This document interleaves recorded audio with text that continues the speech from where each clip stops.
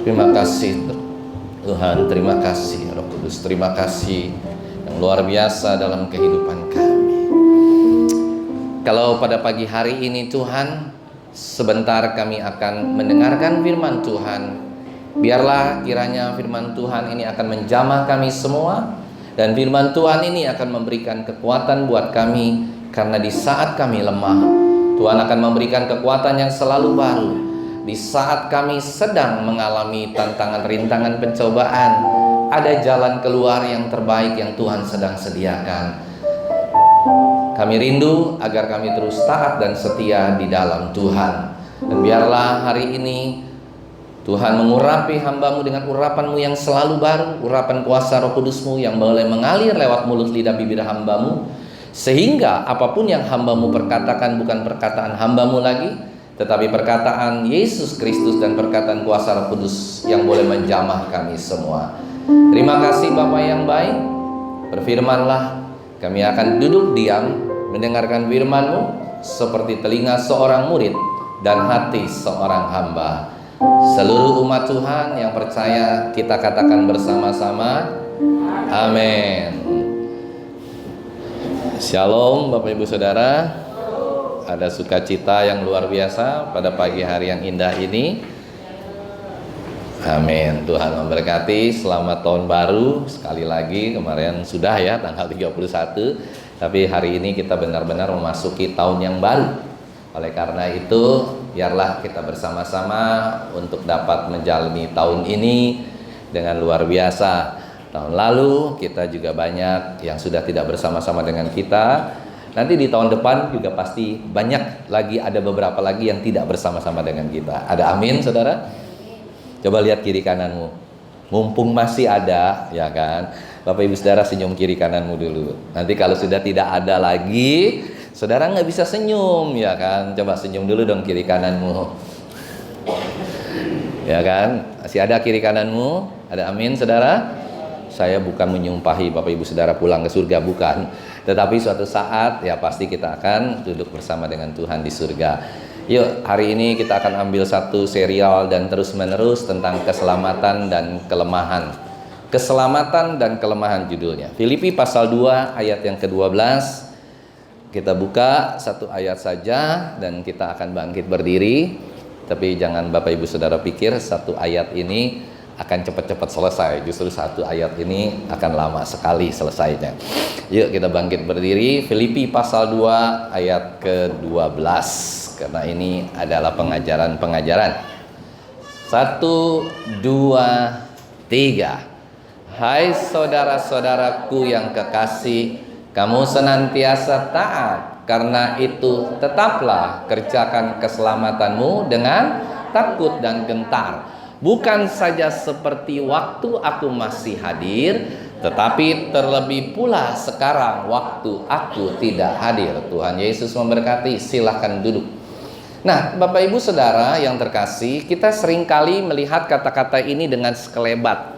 Kita membaca ini langsung kita mengambil kesimpulan bahwa mengerjakan keselamatan dengan takut dan gentar itu berarti kita harus apa? Biasanya kita di dalam pemikiran kita harus apa? Taat dan setia. Takut, gentar itu mungkin bisa dianalogikan dengan taat dan setia. Akan tetapi hari ini kita akan melihat ada sesuatu arti yang lain dan sesuatu arti yang lebih mendasar tentang keselamatan. Yang jadi permasalahan dan jadi kalau kita lihat ini agak luar biasa. Kenapa saudara? Heran, kenapa keselamatan itu harus dikaitkan dengan takut dan gentar? Kita cenderung kehidupan kekristenan kita itu selalu bukan takut dan gentar. Tetapi kita sering kali kekristenan kita itu yang kita olah kasih, sukacita, damai sejahtera, kekuatan, kehebatan, mujizat dan yang lainnya. Tapi bersangkutan dengan kehidupan keselamatan, ini ada sesuatu yang menggelitik kita semua di sini. Kenapa saudara? Karena keselamatan itu dengan takut dan gentar. Saya mencari di beberapa buku tafsiran dan yang lain-lain, saya nggak ketemu materi ini tentang takut dan gentar. Tetapi kita melihat Paulus takut dan gentar. Dan bagaimana keselamatan ini harus dikerjakan. Paulus itu memang kemarin kita juga ada PA, kita mengerti bahwa Paulus itu seorang rasul yang luar biasa. Dia seorang rasul yang dahsyat, dia seorang rasul yang mencintai jemaatnya, juga dia hanya fokus kepada Tuhan. Tetapi dia juga fokus untuk memberitakan tentang kemerdekaan, kasih, sukacita, damai sejahtera. Tapi kali ini konteks Paulus berbicara tentang kepada jemaat di Filipi, tentang mengerjakan keselamatan kita.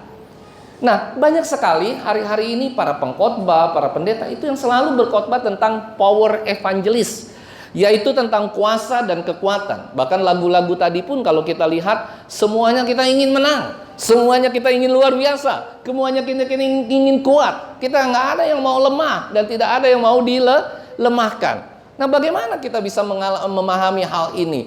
Dan kalau kita melihat di dalam konkordasi, seringkali Paulus mengatakan tentang istilah takut dan gentar. Coba kita buka 1 Korintus pasal 2 ayat 2-3. Apa yang Paulus katakan tentang takut dan gentar? Coba kita lihat dengan sangat sungguh-sungguh.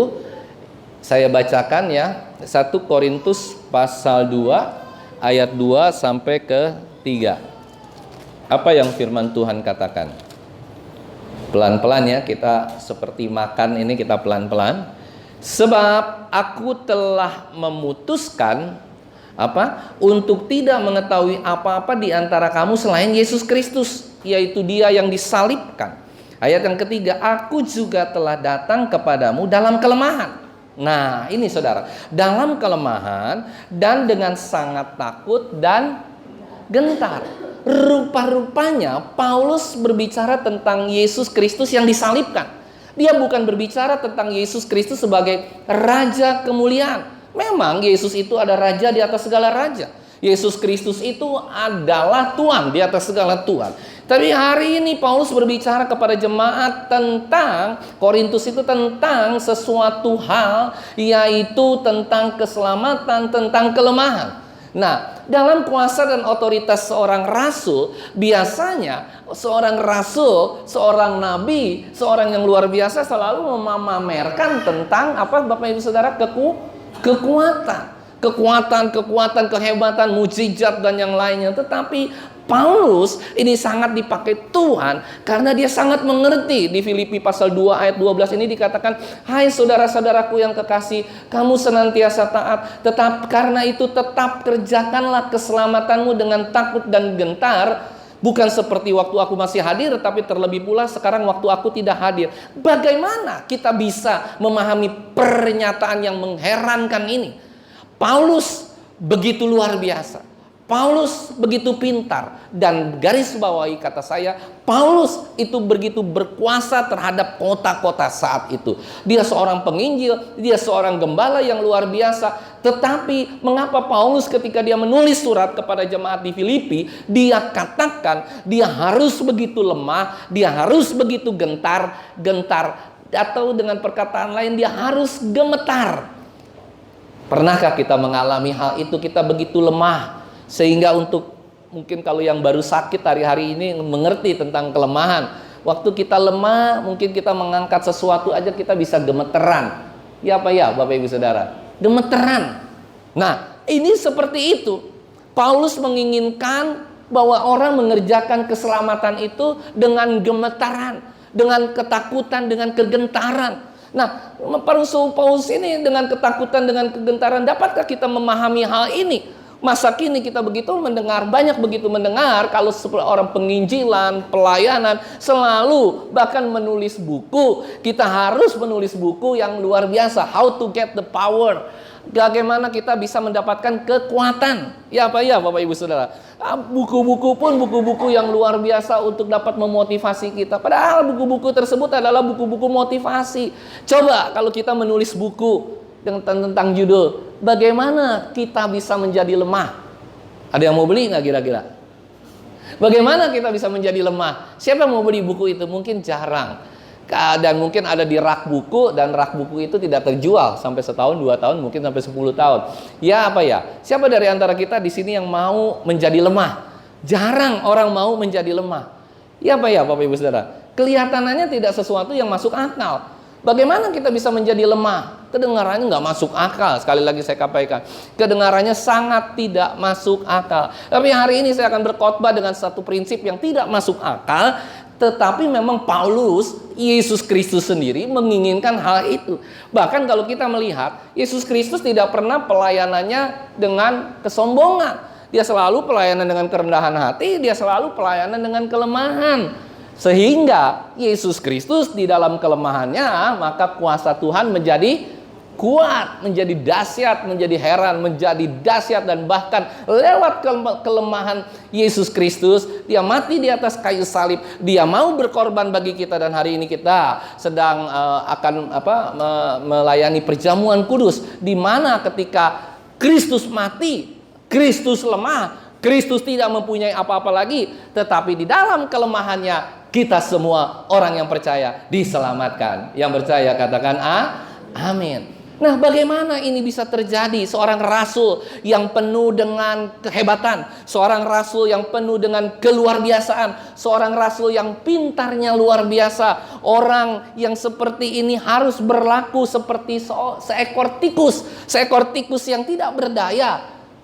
Nggak mungkin, saudara. Bahkan kita, kalau kita ingin menjadi seorang direktur atau apapun manajer di dalam perusahaan, kita nggak bisa bilang, aduh aku nggak punya apa-apa, aku nggak bisa apa-apa, segala macam kelemahan ini itu, ya kan? Nah, kita harus berpenampilan yang luar biasa. Nah, apa sih sebenarnya yang dikatakan oleh Paulus? Kalau Paulus harus menyatakan ini bahwa ia lemah di tengah-tengah mereka. Pernyataan ini begitu sulit untuk kita hadapi, begitu sulit untuk kita mengerti, apalagi untuk kita lakukan. Dan dapatkah kita bayangkan seorang yang hebat seperti ini, seorang yang luar biasa seperti ini, dan kita harus melayani Tuhan dengan kelemahan, dengan kegemetaran, dengan takut dan gentar akan Tuhan? Sungguh sesuatu hal yang kebalikan dengan dikhotbahkan oleh hamba-hamba Tuhan lain. Dan saya juga mengerti bahwa ini bukan sesuatu hal yang mudah untuk diterima. Ada amin, saudara? Seringkali, ya kan, kita dinina-bobokan dengan zaman dulu. Saya pun melakukan hal yang sama. Seringkali kita dinina-bobokan sama hamba-hamba Tuhan. Dia bilang gini, kalau kamu sakit, kamu nggak boleh berlaku seperti orang sakit, harus tetap semangat. Iya kan? Nggak boleh, di muka orang itu nggak boleh kelihatan sakit, nggak boleh kelihatan lagi bokek, nggak boleh kelihatan lagi ada masalah. Pokoknya engkau harus terus kelihatan luar biasa. Hati yang gembira, dimasukin hati yang gembira adalah obat. No, bukan begitu cara merelatedkan ayat demi ayat. Kita tetap boleh, masakan kita lagi susah, kita nggak boleh semberut. Ada amin, saudara? Coba kalau bapak ibu saudara lagi susah di rumah, lagi sakit, bisa nggak saudara ketawa-ketawa? Mungkin saudara disangka gila, rumah saudara habis kebakaran, terus saudara ketawa-ketawa, haleluya, puji Tuhan, rumahku kebakaran. Motor saudara hilang, gitu kan? Tiba-tiba saudara bilang, haleluya, puji Tuhan, nanti Tuhan akan ganti lagi yang baru, bukan jadi motor lagi, jadi mobil. Kan sering kali hamba-hamba Tuhan menguatkan hal seperti itu. Tetapi the realitas, realnya, kehidupan itu tidak seperti itu. Kita di tempat ini, monggo-monggo aja kalau bapak ibu saudara sedang susah, kita akan tegur, Pak, kita akan kasih tahu, kenapa wajahnya murung? Ya Pak, saya lagi banyak masalah. Kita doakan bersama. Ada haleluya? Bukan kita enggak Pak, enggak ada apa-apa. Padahal piring sudah melayang 5 di rumah, berantem kiri kanan depan belakang. Waduh, kagak punya. Nah, kita bukan berarti kita minta, Pak, saya lagi bokeh, saya mau minta uang di gereja begini. Bukan berarti seperti itu, tetapi kita di dalam tubuh Kristus, kita saling mendoakan, kita saling mensupport, kita saling memberikan kekuatan buat orang tersebut. Jadi tidak usah kita kita bermunafik ria, tidak usah kita munafik sehingga baik atau tidak baik itu tetap kita akan melampirkan atau menampilkan sesuai dengan apa yang kita miliki. Kita seringkali nggak berani mengatakan dan mengaku bahwa kita lemah dan sengsara. Ada amin, saudara? Kita seringkali ini manusia, gereja, khususnya gereja, itu banyak sekali bersandiwara, munafik, Setiap minggu kelihatan kita itu semua bersandiwara di gereja. Ada haleluya. Dunia ini apa? Panggung sandiwara. Kalau Pak Thompson lagi ininya lain. Dunia ini panggung sandiwara. Lebih tinggi kan? Jadi apa artinya saudara? Dunia ini itu panggung sandiwara dan banyak sekali orang munafik. Dan kita nih, kalau kita ya kan keluar dari gereja, dari tempat ini, kita ini udah bisa jadi pesinetron yang unggul, mungkin jauh lebih unggul dari peserta sinetron atau pemain sinetron yang lain. Nah, Bapak Ibu Saudara, hal ini memang bukan sesuatu hal yang mudah, dan keberanian ini buat mengatakan kita lemah, kita lelah, kita lagi murung, itu bukan sesuatu yang mudah. Nah, mulai hari ini mari kita rubah pula kita. Kalau kita mengalami kesulitan, ayo kita bersama-sama di gereja ini sebagai satu keluarga yang besar. Habis kebaktian, Pak, saya mau didoakan, Pak, saya punya masalah ini.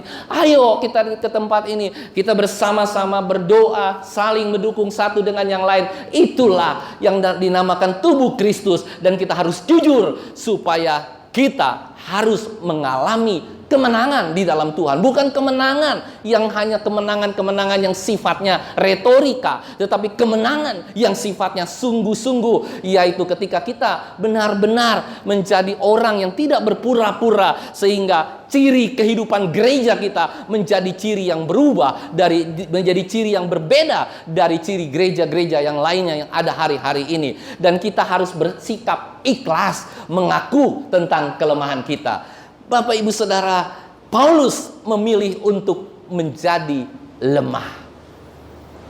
Coba kita lihat 2 Korintus pasal 10 ayat yang ke-10. Paulus mengatakan apa di dalam pada jemaat di Korintus? Sebab kata orang, surat-suratnya memang tegas dan keras, tetapi bila berhadapan muka, sikapnya lemah dan perkataan-perkataannya tidak berarti, saudara. Kelihatanannya Paulus memang merupakan orang yang gak berkarisma ketika dia berbicara. Kelihatanannya dia lemah, penampilan jasmaninya lemah. Dia tidak mempunyai apa-apa, seakan-akan dia tidak mempunyai ilmu pengetahuan. Tetapi banyak seorang pejabat tinggi di dalam Kisah Para Rasul mengatakan bahwa Paulus itu gila. Paulus itu pengetahuannya itu luar biasa. Dan pengetahuan Paulus itu membuat dia seperti orang gila karena terlalu tinggi pengetahuannya. Coba Bapak Ibu Saudara, ada yang bisa bacakan di sini Kisah Para Rasul pasal 26 ayat 24. Boleh yang cepat, Kisah Para Rasul 26 atau 24 ayat 24. Paulus ini seorang yang berpengetahuan loh. Seorang yang sangat fasih, perbendaharaan katanya juga luas. Udah ketemu? Saya bacakan aja ya kalau nggak ada yang ketemu. Engkau gila Paulus, pengetahuanmu yang banyak itu membuat engkau gila. Ketemu nggak Kisah Para Rasul 26 ayat 24? Nah, jadi Paulus ini seseorang yang pintar, cerdas, luar biasa. Tetapi dia tidak pernah sombong, menggunakan kecerdasannya, keluar biasanya untuk datang kepada Tuhan, untuk datang tentang keselamatan. Terus coba 1 Korintus pasal 2 ayat yang ketiga juga dikatakan apa?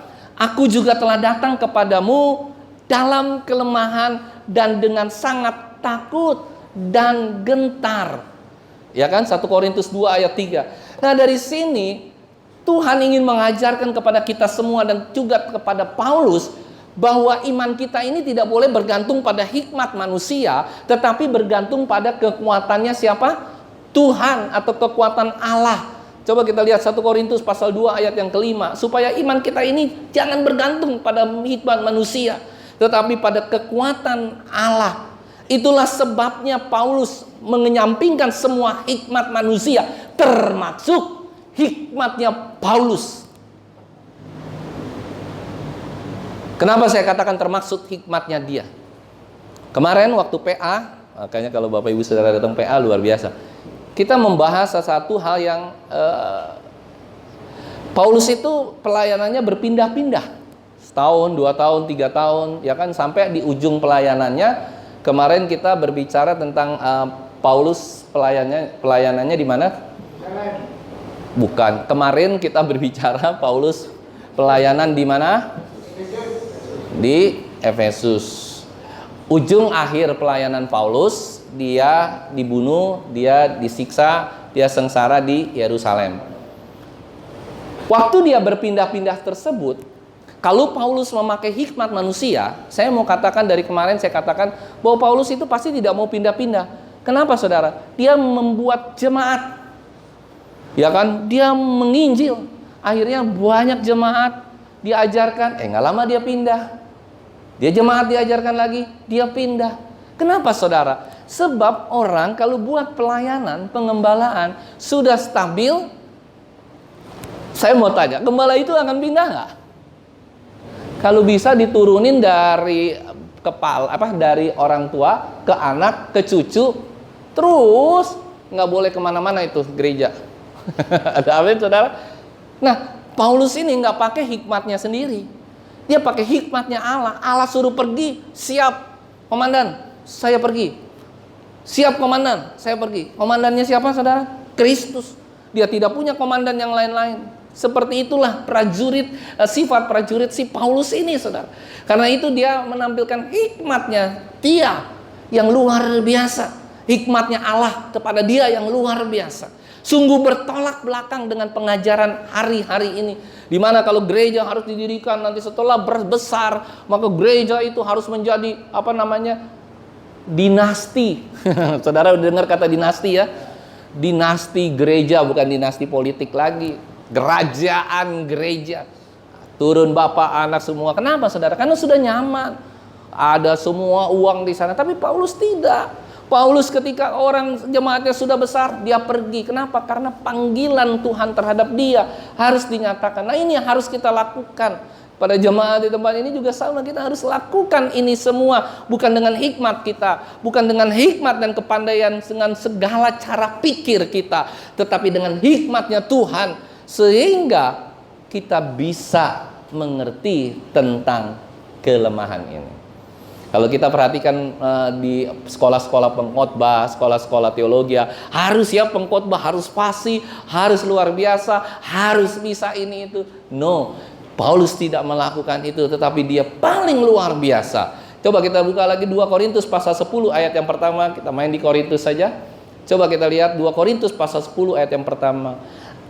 Aku, Paulus, seorang yang tidak berani bila berhadapan muka dengan kamu, tetapi berani terhadap kamu bila berjauhan. Aneh kan?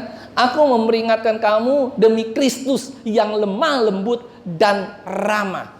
Paulus merayu jemaatnya, bukan mengatakan aku hebat, aku luar biasa, aku punya mujizat, aku ini, aku itu. Tidak. Paulus tidak pernah memakai teknik-teknik manusia di dalam pengembalaannya. Dia tidak pernah pakai itu, Bapak Ibu Saudara. Dia tidak pernah pakai artis di dalam gerejanya. Dia tidak pernah menggunakan metode-metode motivator untuk memberitakan Injil. Seperti salah satu ya judul buku ini, kunci menuju keunggulan. Ya kan, keys to excellence, strive to excellence, berjuang mengejar keunggulan. Nah, ini kan sebenarnya harusnya ada di dunia bisnis. Tapi hari-hari ini toko-toko buku Kristen, kalau saudara baca, ya puji Tuhan kemarin ketika saya memberikan buku, itu bukan buku-buku yang sifatnya harus hebat, harus luar biasa, harus ini. Banyak dari sekian banyak toko buku, ya termasuk Immanuel, itu banyak sekali 70-80% menyajikan bagaimana kita hebat, bagaimana kita kuat, bagaimana kita bisa menghadapi segala sesuatu. Itu semua yang buku-buku yang sifatnya motivator, dan mungkin banyak yang ditulis bukan dari hamba Tuhan, tetapi ditulis dari orang-orang yang motivator, orang-orang yang biasa menulis di dalam duniawi, sehingga tidak ada tulisan, jarang sekali tulisan bagaimana kita bisa menjadi lemah, bagaimana kita bisa menjadi gemetar dan gentar.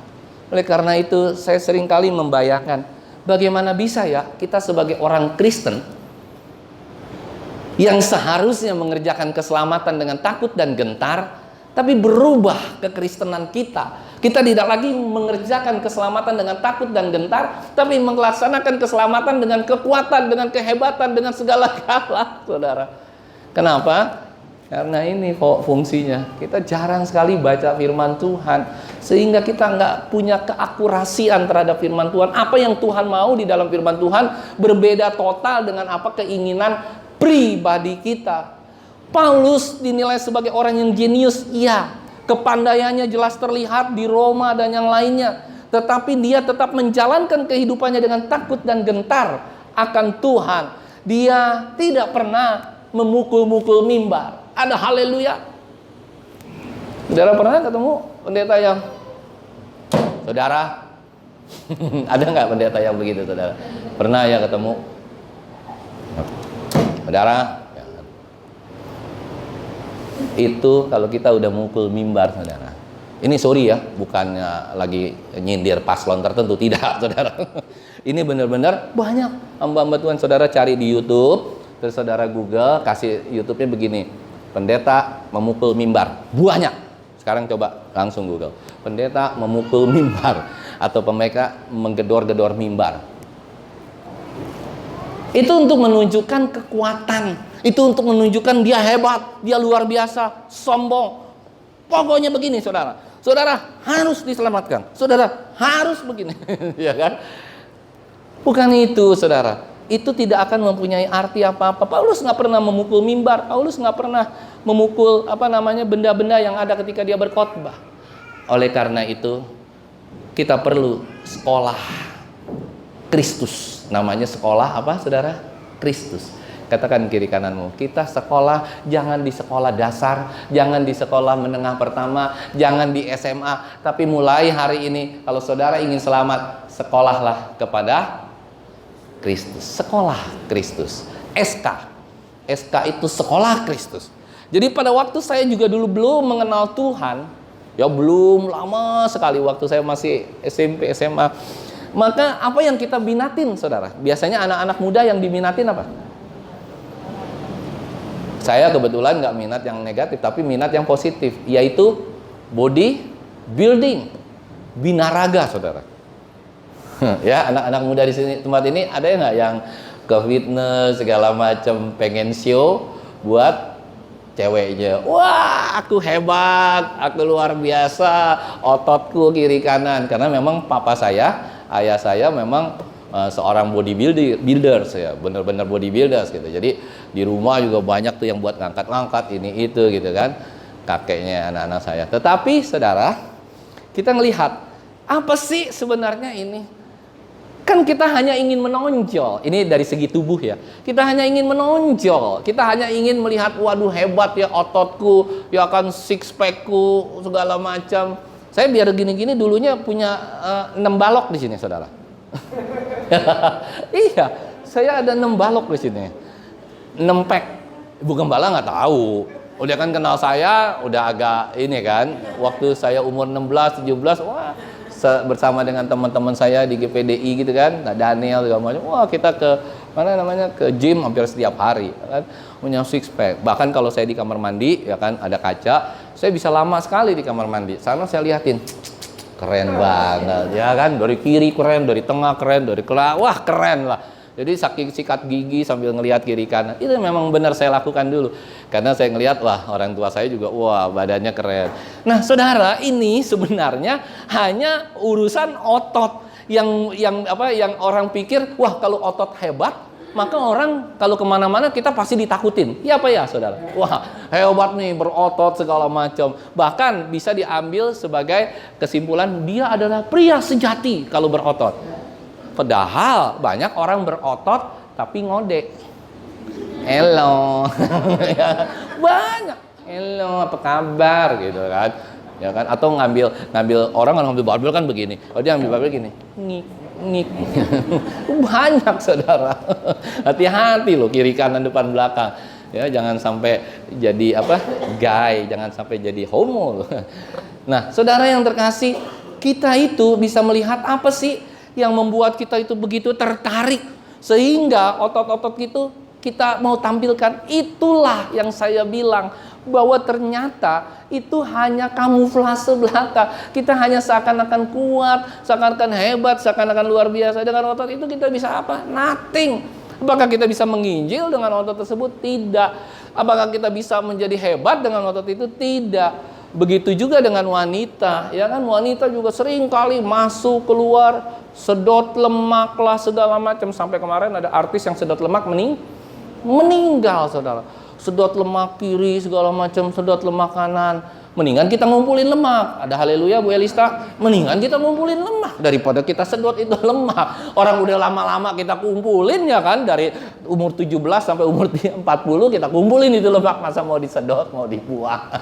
Ya kan? Jadi apa yang kita mau lihat di sini, bahwa bentuk tubuh yang cantik, yang kuat, yang hebat, itu omong kosong. Kenapa saudara? Karena itu tidak membuat kita menjadi luar biasa. Itu hanya kamuflase. Itu hanya dunia yang melakukan itu. Dan sehingga kita bertanya, bagaimana caranya Allah mengajar kita untuk menjadi lemah? Bagaimana caranya Allah mengajar kita menjadi lemah? Nah, sekolah Kristus inilah yang membuat menangkap kita supaya kita dituntun ke arah yang berseberangan, ke arah yang bertentangan. Dari seorang yang berotot menjadi seorang yang gak perlu lagi berotot, tetapi imannya, rohnya yang berotot. Yang percaya katakan amin, saudara. Saudara, kalau saudara hari-hari ini sedang merasa, aduh, aku ini baru selesai di PHK, aku ini baru pensiun, aku ini baru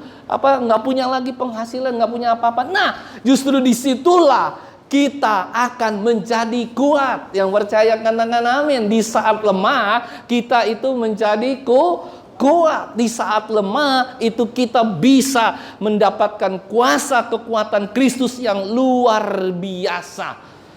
Saudara yang terkasih, siapa dari antara kita yang hari ini sudah belajar mengenai itu, dan kita juga mau berantusias tapi tidak tersesat? Hati-hati saudara.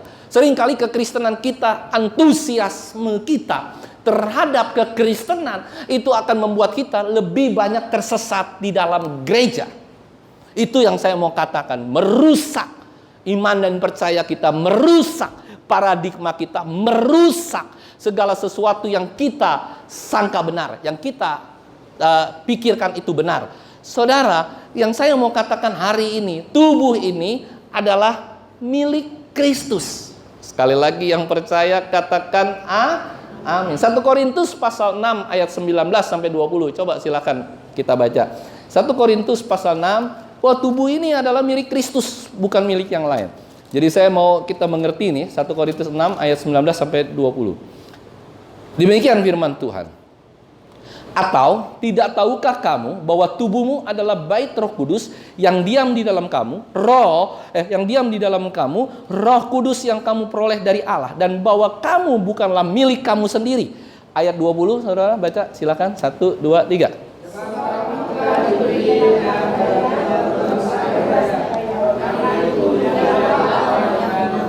Kita ini udah bukan milik kita sendiri. Yang percaya katakan amin. Kita ini adalah tawanan roh. Kemarin kita bicara soal tawanan roh. Ya kan, di Kisah Para Rasul pasal 20 ayat 19 sampai 38 kemarin kita belajar tentang tawanan roh. Bapak Ibu Saudara sekarang sedang ditawan oleh roh siapa? Kita sedang ditawan oleh roh siapa? Roh iblis atau roh Allah? Maunya roh iblis atau roh Allah? Yang benar. Udah ditawan sama roh Allah? Yakin? Coba katakan kiri kanan mulu. Ditawan oleh roh iblis atau roh Allah? Roh iblis atau roh Allah? Roh Allah, roh Allah, roh Allah. Tapi seringkali kelakuan kita itu adalah kelakuan yang ditawan sama si iblis. Coba, kalau saudara tawanan roh itu berarti saudara sudah dibeli. Jadi jemaat ini, umat kita ini di sini bukan milik saya, bukan milik siapapun di tempat ini. Karena saudara ditebus satu-satu, itu oleh siapa? Oleh darahnya Yesus Kristus, bukan oleh kurniawan, bukan oleh kependetaan, bukan. Saudara ditebus, jadi saudara ini, Bapak Ibu Saudara ini milik Kristus. Yang percaya katakan amin. Kita ini semua milik Kristus. Nah, coba apa yang membedakan kita menjadi tawanan roh Allah dengan tawanan roh iblis? Coba. Kalau tawanan roh Allah, saudara setiap hari rajin baca Yang percaya katakan amin. Katakan kiri kananmu. Katakan, gak apa-apa, saya sudah baca Alkitab 2 kali sehari. Ayo katakan kiri kananmu. Entah engkau berbohong, entah. Jadi kalau engkau gak berani begini nih, berarti engkau berbohong setiap hari. Coba katakan kiri kanan. Aku baca Alkitab 2 kali sehari. Aku berdoa 2 kali sehari. Ayo tos saja, biar saudara punya semangat yang baru sebagai tawanan roh. Jadi masalah sekarang, kalau saudara nggak pernah melakukan itu, saudara tawanan siapa? Ya udah. Ada amin, saudara? Jadi mungkin kita masih dalam tahap tawanan iblis, ya kan? Jadi saudara kayak orang politik, dua kaki, main kiri, main kanan, saudara. Ya kan? Satu tawanan iblis, satu tawanan roh. Makanya nggak pernah heran kalau di dalam kehidupan keluarga saudara, dimanapun saudara, di kantor, di mana, di usaha, saudara sering ribut dengan orang karena saudara punya dua ini gitu loh, punya satu iblis, satu roh Allah, ya kan? Sehingga saudara, wah kadang ikutan, ya kan? Orang mau korupsi ya ikutan. Ntar kadang-kadang orang mau habis korupsi nih ya, korupsi hari Jumat ada ibadah doa di dalam perusahaan, kita ikut ibadah perusahaan. Itu dua fungsi, saudara, hati-hati. Jadi saya mau katakan hari ini kita ini adalah miliknya Tuhan, seperti Paulus katakan, sehingga nggak ada lagi kuasa, kehebatan, kemuliaan, apapun itu milik Tuhan. Dan Tuhan kuasanya bisa menjadi sempurna ketika di dalam kelemahan. Yang percaya katakan amin. Kuasanya Tuhan itu bisa menjadi sempurna ketika kita lemah, ketika kita miskin, ketika kita tidak punya apa-apa. Coba kita baca 2 Korintus pasal 12 ayat 7 sampai 9. Kita berganti-gantian kita baca.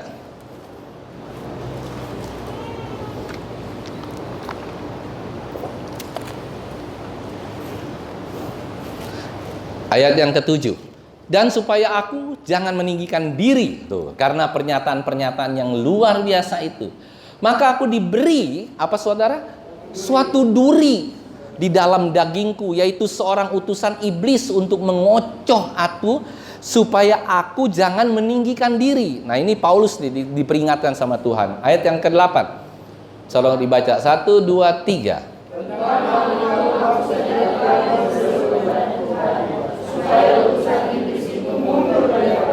Paulus berseru, dengan perkataan lain Paulus berdoa supaya duri dalam dagingnya ini, iblis ini mundur. Tetapi jawab Tuhan kepadaku, cukuplah kasih karuniaku bagimu, sebab justru dalam kelemahanlah kuasaku menjadi sempurna. Sebab itu terlebih suka aku bermegah atas kelemahanku, supaya kuasa Kristus turun menaungiku. Ada amin, saudara? Itu yang Paulus mau lakukan, itu yang Paulus mau canangkan di dalam kehidupan kita, Bapak Ibu Saudara. Bapak Ibu Saudara tahu yang namanya bunga mawar? Atau kalau anggrek mawar tahu ya? Ada durinya nggak? Coba saudara besok-besok potong durinya, masukin ke dalam daging saudara. Sakit nggak kira-kira?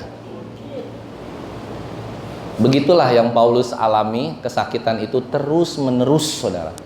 Paulus diberikan sesuatu penyakit yang sangat menyakitkan, dan Paulus harus bisa menerima dengan pasrah. Awalnya Paulus tidak bisa menerima dengan pasrah. Kenapa, saudara? Karena dia pikir dia adalah seorang penginjil, seorang yang luar biasa. Dan Tuhan tahu kalau Paulus tidak diberikan sakit penyakit, ya kan, tidak diizinkan ada sakit penyakit, tidak diizinkan ada duri dalam daging, maka Paulus mungkin bisa menjadi sombong. Ya apa ya Bapak Ibu Saudara? Mungkin Paulus bisa menjadi orang yang nggak kenal Tuhan lagi karena kesehebatan, kesombongannya dia, kepintarannya dia. Tetapi Paulus itu harus menjadi lemah, dan itu yang ingin disampaikan oleh Tuhan kepada kita semua. Jadi ketika kita lemah, kita harus rela dalam kelemahan. Yang percaya katakan amin. Siapa dari antara kita yang merasa hari-hari ini sering frustasi, sering depresi? Nanti kita akan bahas itu. Jadi saya ingin mencanangkan bahwa jangan kita pernah takut ketika kita kelihatan gagal. No. Depresi dan kegagalan itu bukan menjadikan kita jadi jauh sama Tuhan. Justru itulah yang Tuhan mau dalam kehidupan kita, supaya kuasa Tuhan itu menjadi luar biasa dalam kehidupan kita. Yang percaya katakan amin. Coba kita buka 2 Korintus pasal 10 ayat 10. Nah, nanti ada beberapa hal yang akan kita belajar. Kesukaran, penganiayaan, kesesakan, lemah, dan baru dikuatkan. 2 Korintus pasal 10 ayat 10. Apa yang firman Tuhan katakan? Yuk kita baca bersama-sama. 1, 2, 3. Karena itu 2 Korintus pasal 12 ayat 10. Sorry. 2 Korintus pasal 2 ya, benar kan? 2 Korintus pasal 12 ayat 10 ya. Benar ya. Nah, ya, 2 Korintus pasal 12 ayat yang ke-10. Beda saat itu ya. 1 2 3. Karena itu aku senang dan rela di dalam kelemahan, di dalam siksaan, di dalam kesukaran, di dalam penganiayaan dan kesesakan oleh karena Kristus. Sebab jika aku lemah, maka aku kuat. Kita tahu sekarang mengapa Paulus memilih untuk menjadi lemah, supaya kuasa Allah itu menjadi sempurna. Yang percaya katakan amin. Kalau saudara baca di warta, nggak tahu ada yang sudah baca warta belum? Kita nggak akan pernah bisa memiliki Tuhan sepenuhnya kalau kita sudah seperti orang yang dibilang crazy rich. Bapak ibu saudara tahu nggak? Yang ada crazy rich dari Surabaya, dari Samarang, dari mana-mana, tahu kan? Ada anak muda yang crazy rich. Tapi itu semua hanya tipuan supaya, dan hati-hati Bapak Ibu Saudara, banyak juga saya lihat di beberapa gereja lain gitu ya, para jemaatnya tertipu dengan penampilan. Jadi orang itu seakan-akan kaya, punya mobil ya kan. Hati-hati juga dengan perusahaan-perusahaan yang hari-hari ini ya kan menampilkan perusahaan yang waduh, bangkunya dari emas ya kan, semuanya dari emas ya kan. Saudara akan ditipu, itu tipu-tipuan saja saudara. Ya kan, hebat, luar biasa, bahkan sampai mereka sesumbar. Ya kan, crazy rich ini dan orang-orang kaya ini bersumbar. Dia bersumbar begini saudara. Tuhan aja sulit untuk membuat aku susah atau miskin. Hebat kan? Tuhan aja sulit loh untuk membuat aku susah, aku miskin. Akhirnya ditempeleng sama Tuhan, langsung 2 hari juga langsung miskin saudara. Ya, nah jadi hal seperti ini tidak mencerminkan kehebatan kita, tidak mencerminkan segala sesuatu. Nah, Paulus sedang berbicara tentang sesuatu hal yang lemah, keputusasaan. Kita seringkali nggak lemah, kita seringkali nggak putus asa dan depresi di dalam menghadapi hidup. Pernah nggak kita kehilangan semangat sehingga kita udah nggak semangat lagi dalam menghadapi kehidupan? Dan salah satunya yang membuat kita kehilangan semangat apa saudara? Gagal. Gagal lagi. Mau bikin ini gagal, mau kerja gagal, mau usaha gagal, mau pelayanan gagal, semua gagal. Sampai di ujungnya kita seakan-akan frustasi. Tapi Bapak Ibu Saudara tahu nggak bahwa Kristus itu dianggap gagal total, saudara. Dianggap gagal total ketika dia mati. Dia mengakhiri pelayanannya menjadi sebuah kegagalan yang besar kelihatannya dari sisi manusia. Tetapi Allah membawa kegagalan Kristus itu menjadi sumber kemenangan bagi kita semua. Sumber kemenangan kita atas dosa, sumber kemenangan kita atas maut. Itu yang Kristus canangkan.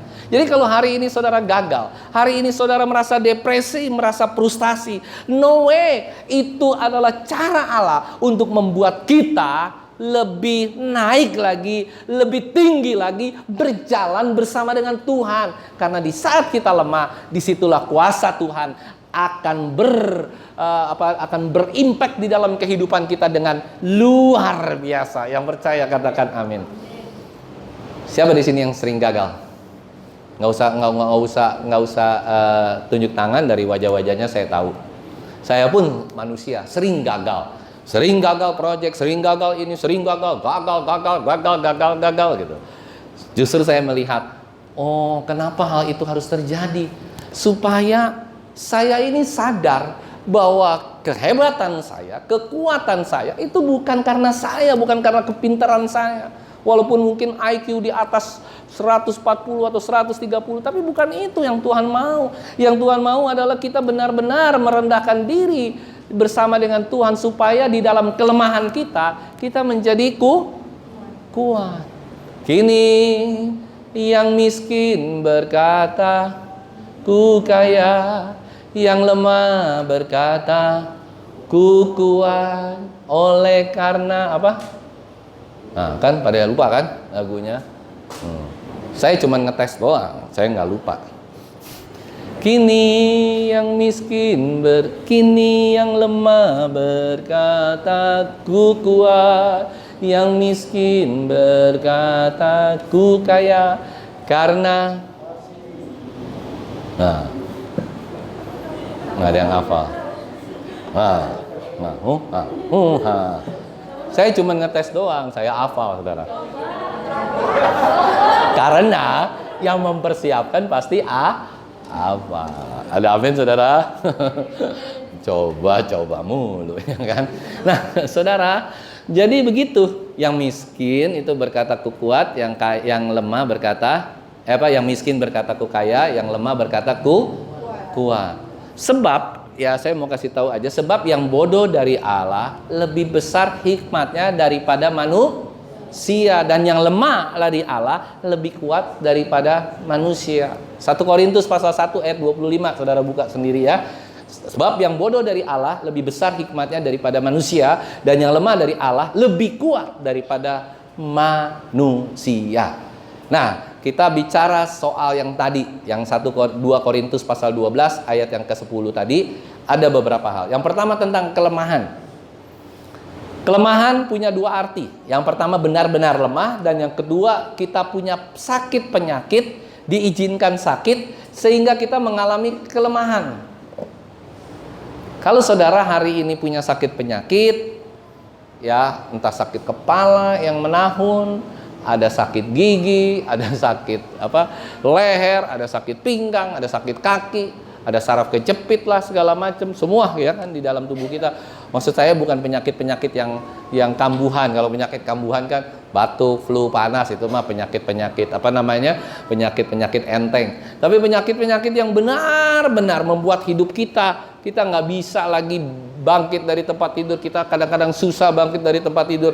Nah, itu yang menjadi kelemahan-kelemahan dalam kehidupan kita. Nah, kita seringkali menganggap kelemahan dalam kehidupan kita ini, kenapa ya Tuhan buat saya lemah?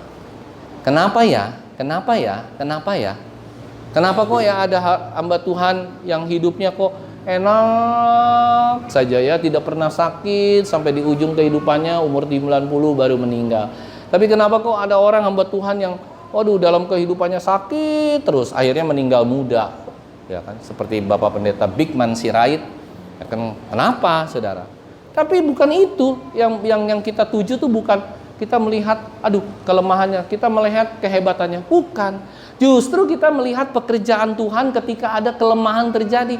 Bagaimana kuasa Tuhan bisa bekerja ketika kelemahan itu terjadi dalam kehidupan kita. Amin, saudara.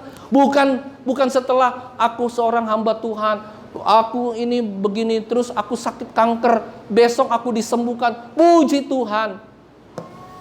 Itu fokusnya adalah terhadap diri sendiri. Fokusnya adalah terhadap mujizatnya, bukan terhadap Tuhannya. Tuhannya hanya dipakai sebagai penyembuh. Tuhannya hanya dipakai sebagai kacung untuk menyembuhkan orang yang sakit. No. Tapi ketika orang itu tidak disembuhkan, ketika orang itu tetap sakit sepanjang hidupnya, orang akan melihat bagaimana pelayanannya, bagaimana kehidupannya, bagaimana kontribusinya di dalam pelayanan. Kalau dia tetap konsisten, dia tetap seperti Paulus di dalam kelemahannya, dia bisa mengerjakan keselamatan dengan takut dan gentar akan Tuhan. Itulah yang menjadi Kristen sejati. Kita semua sebagai jemaat juga harus bersifat demikian. Yang percaya katakan amin. Semakin kita sakit, semakin kita rajin beribadah. Yang percaya katakan amin. Semakin kita sakit, semakin kita tidak punya apa-apa lagi di dalam rumah kita. Semakin kita miskin, semakin kita harus rajin beribadah. Bukan hanya di gereja. Beribadah bisa di mana saja. Saudara bisa beribadah di rumah, saudara bisa berdoa, saudara bisa membaca Alkitab, saudara bisa melakukan itu semua. Kenapa, saudara? Karena saudara rindu. Di dalam kelemahanlah kuasa Tuhan menjadi kuat. Di dalam kegagalan kita, Tuhan ingin kita gagal. Karena ada sesuatu hal yang besar yang Tuhan sedang sediakan di dalam kehidupan kita. Yang percaya katakan amin. Jadi jangan pernah mengeluh sama Tuhan. Ada haleluya. Dalam gereja ini juga sama. Kita berapa puluh tahun, 20 tahun ya, sudah 20 tahun. kontrak terus, ya kan? Mungkin kita akan bilang, Pak, di mana iman dan percayamu? Engkau kurang berdoa kali, Pak. Engkau banyak masalah kali, engkau banyak dosa kali. Gembala sidang yang disalahin. No, kita ini kontrak terus. Tuhan lagi lihat. Dan ketika kita kontrak pun, kita tetap bisa beribadah. Di dalam kontrak pun, kita tetap bisa melayani Tuhan. Di dalam kontrak pun, di dalam kelemahan kita bisa tetap bersemangat di dalam melayani Tuhan. Itu yang menjadi titik ukur kehidupan kekristenan kita di hadapan orang lain, khususnya di luar orang Kristen. Yang percaya katakan amin. Jadi kalau saudara, jangan pernah ke tetangga, apalagi mungkin gak seiman ya, aduh hidup aku susah, aduh begini aku gitu. Bukan berarti kita tidak, yang tadi saya bilang, bukan berarti kita berpura-pura, bukan. Tetapi kepada saudara seiman, saudara boleh kita bersama-sama di tempat ini berdoa bersama-sama. Tetapi bukan kita umbar-umbar terhadap orang lain, sehingga orang lain itu menjadi salah pengertian terhadap kita. Kenapa salah pengertian, saudara? Salah pengertian yang terus dia bilang, berarti kalau gitu kekristenanmu tidak ada artinya apa-apa, kekristenanmu bodong, kekristenanmu bohong, firman Tuhan itu bohong semua. No, saudara harus menjelaskan, di saat lemah ada kekuatan yang luar biasa. Bukan kekuatan yang kelihatan, kekuatan yang tidak kelihatan, yang membangun iman dan kepercayaan saudara kepada Tuhan naik demi suatu saat ketika saudara pulang ke rumah Bapa di surga, saudara tetap didapati ada kekuatan Allah yang selalu baru. Yang percaya katakan amin. Saya beberapa kali gitu kan, lalu mau berkhotbah, pernah sakit ini, pernah sesak napas, pernah sakit mual, pernah sakit kepala, pernah sakit ini. Wah, waktu mau berkhotbah. Tetapi kita tetap lakukan itu. Supaya apa, saudara? Supaya ada kuasa Tuhan yang bekerja dengan luar biasa. Bukan untuk kesembuhan saya, bukan. Tetapi saya mencoba untuk memahami bagaimana inti sari sebuah pelayanan. Bagaimana saudara inti sarinya menjadi orang-orang Kristen yang sejati. Ya, kadang-kadang kita berpikir kan, tidak mudah ya untuk menjadi seseorang Kristen. Ya apa ya, saudara? Kita seringkali berpikir, mungkin dulu ya kita berpikir, wah menjadi orang Kristen enak lah. Kita diberkatin hidupnya, kita sakit sembuh, miskin kaya, ya kan? Wah pokoknya semuanya harus gara-gara. No. Justru ketika kita sakit, ketika kita sedang sengsara, ketika kita sedang menderita, ketika kita sedang tidak punya apa-apa, disitulah kuasa Tuhan menjadi nyata dalam kehidupan kita. Sekali lagi yang percaya katakan amin. Kelemahan kita itu biasanya hanya kelemahan fisik. Tetapi Paulus kelemahannya sudah dites segala hal, dipermalukan sudah. Paulus pernah dipermalukan, saudara. Itu memalukan banget bagi seorang pengkhotbah, bagi seorang hamba Tuhan, bagi seorang rasul. Paulus pernah diturunin dari tembok pakai keranjang sayur. Pernah dengar nggak cerita itu? Belum ya? Pernah diturunin gara-gara dia mau pergi melewati tembok, tapi karena banyak pengawal, karena di situ belum banyak orang yang percaya kepada Tuhan, dia takut dia dibunuh kan. Udah ada caranya begini aja. Paulus mau, saudara, karena kenapa? Tujuan dia hanya untuk menginjil. Paulus diturunin pakai keranjang sayur dari atas tembok, digerek, diturunin jadi naik pakai keranjang sayur. Itu kan penghinaan besar buat seorang penginjil, hamba Tuhan yang luar biasa, jemaat yang mungkin puluhan ribu, saudara, ya kan, dari berbagai macam. Satu saat dia takut, tapi orang-orang menyimpulkan, hati-hati ya Paulus. Coba kita baca yuk di Damsik 2 Korintus pasal 11 ayat 32 sampai 33. Nah ini nih, kayak hal-hal yang seperti ini harus kita sadari, bahwa jadi manusia itu bukan manusia yang super power. Kita bisa ada di atas, kita bisa ada di bawah, saudara. Dan ketika kita lemah, ada kuasa Tuhan yang harus bekerja dengan luar biasa. 2 Korintus pasal 11 ayat 32, demikian firman Tuhan. Di Damsik, wali negeri, Raja Aretas menyuruh pengawal kota orang-orang Damsik untuk menangkap aku. Tetapi dalam sebuah keranjang, aku diturunkan dari sebuah tingkap keluar tembok kota, dan dengan demikian aku terluput dari tangannya. Waktu Paulus mau melayani di daerah tertentu Dia tidak disediakan karpet merah. Dia tidak disediakan pengawal. Dia naik keranjang sayur. Bayangin saudara. Untuk melayani siapa? Melayani Sang Maha Agung, Yesus Kristus. Yesus waktu masuk ke kota Yerusalem naik apa saudara? Naik ke kedelai apa keledai? Naik keledai. Ya kan, keceklak. Kristus tidak naik kuda. Kan lebih powerful naik kuda daripada naik keledai. Ya kan, naik keledai kan keledai pendek, ya kan.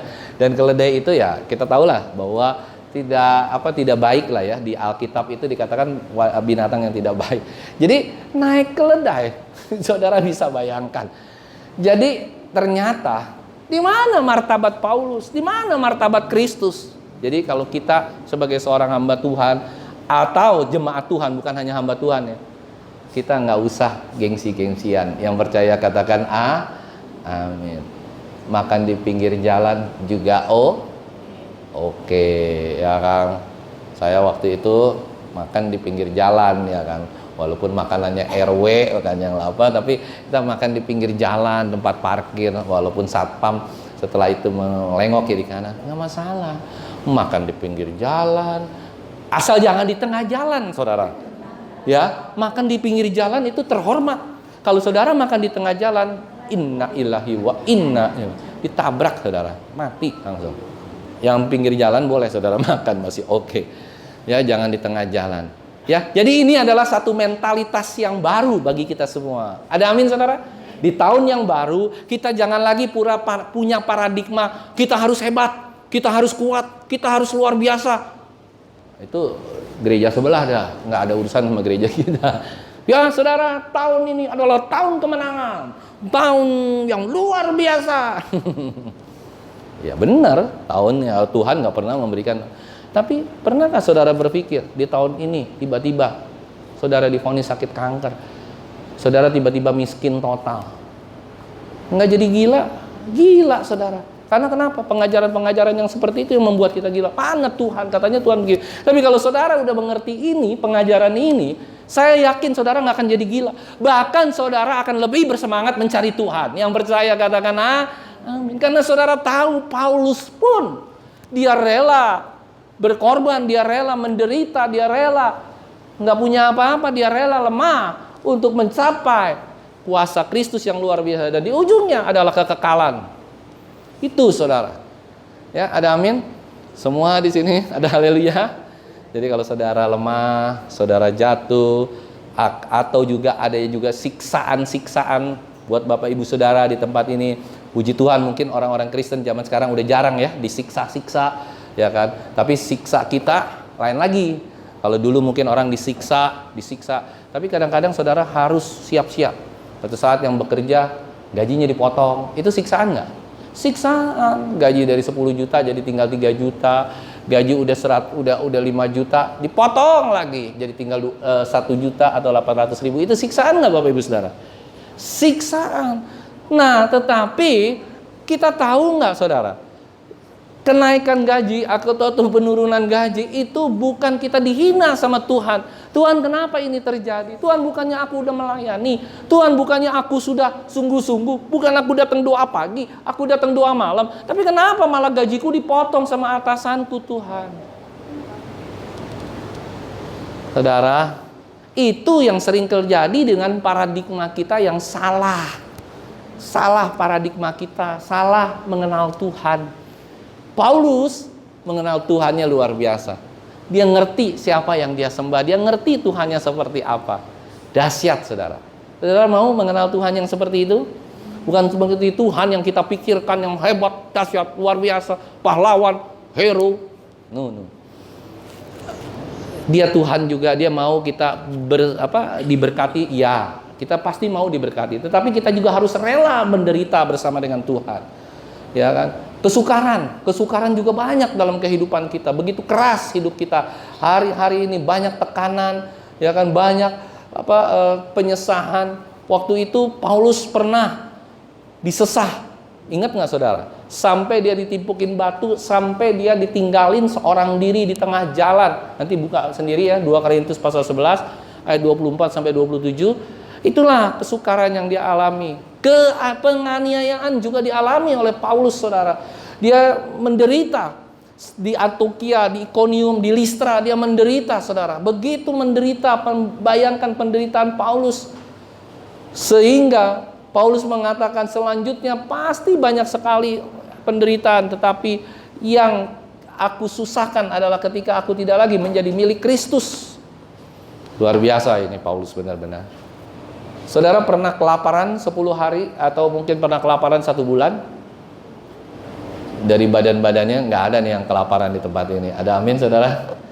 Nah, jadi belum mengalami seperti Paulus yang pernah kelaparan begitu luar biasa sampai mungkin 1 bulan. Dan yang terakhir tentang kesengsaraan. Paulus senantiasa hidup dalam kelaparan. Paulus senantiasa hidup dalam kesengsaraan. Dan tubuh Paulus, kalau kita perhatikan secara historical biblicalnya, Paulus yang tadinya badannya bagus, besar, penuh berotot, menjadi kurus, sangat kurus di akhir kehidupannya. Kenapa, saudara? Karena dia sering menderita kelaparan, dan di ujungnya Paulus begitu kurus sehingga orang melihat, wah, kok menderita ya ikut Kristus. Tapi yang terakhir yang saya mau katakan, biarlah langkah kita harus menerima di dalam kelemahan. Allah tidak peduli seberapa banyak saudara memiliki gelar. Allah tidak peduli saudara seberapa banyak memiliki harta kekayaan. Allah tidak peduli pendidikanmu begitu hebat, begitu luar biasa. Tapi satu hal yang Allah peduli, sudahkah kita bisa mengerjakan keselamatan kita dengan takut dan gentar akan Allah? Sudahkah kita bisa melemahkan diri kita? Dalam arti kata kita merendahkan diri kita.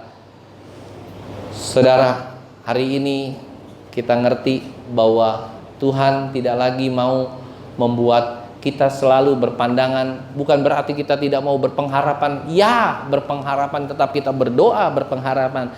Tapi kalau segala sesuatu terjadi tidak sesuai dengan kehendak kita, kehendak Tuhan yang jadi, maka Tuhan akan membuat kita kuat, lebih kuat dari orang yang kuat sekalipun. Yang percaya katakan amin.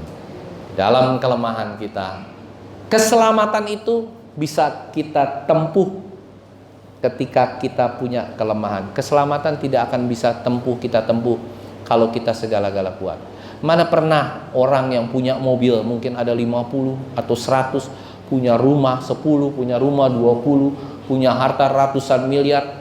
Kalau kita lihat di YouTube tuh ya, ada orang punya rumah di Pondok Indah, rumahnya harganya kalau saya nggak salah 300 miliar atau 450 miliar ya. Wah, besarnya minta ampun ya kan, luar biasa. Terus punya mobil banyak, punya Rolls Royce, punya yang lain-lain.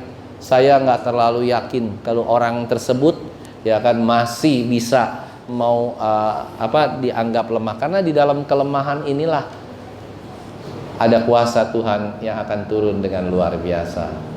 Saya yakin dan percaya ketika jemaat di tempat ini mendengar firman Tuhan hari ini, semua jemaat mengerti, dan ketika ada pencobaan datang, saudara siap. Katakan kiri kananmu, siap untuk lemah dan dilemahkan oleh Tuhan. Katakan kiri kanan, nggak apa-apa. Siap untuk lemah dan dilemahkan oleh Tuhan. Siap gagal, siap segala-gala. Siap gagal, siap sakit, siap segala-gala. Ada haleluya? Beda ya khotbah GBI Aberta dengan teman-teman lainnya yang selalu hebat, berkati, wah, urapan, pas. Tapi mulai hari ini kita semakin mengerti bahwa kita ini manusia yang nggak ada apa-apanya, manusia yang perlu 100%, bukan 99,9%, tapi 100% kekuatan dari Allah. Barulah kita bisa mencapai keselamatan itu. Paulus mengerjakan keselamatan itu dengan gemetar, dengan gentar, dengan kelemahan. Dia menggapai keselamatan. Kristus menggapai keselamatan dengan kelemahan. Masakan kita muridnya Kristus mau menggapai keselamatan dengan kekuatan? Nonsen. Ya, mulai hari ini kita mengerti menjalani tahun yang baru ini, tidak perlu takut, tidak perlu khawatir, tetap tenang. Sekalipun saudara gagal, tidak khawatir, tidak takut. Sekalipun saudara sakit, tidak khawatir, tidak takut. Ada amin, saudara? Ya, puji Tuhan, haleluya. Biarlah hari ini kita boleh mengerti tentang kehebatan, kelemahan di dalam kekuatan Tuhan yang bekerja dengan luar biasa.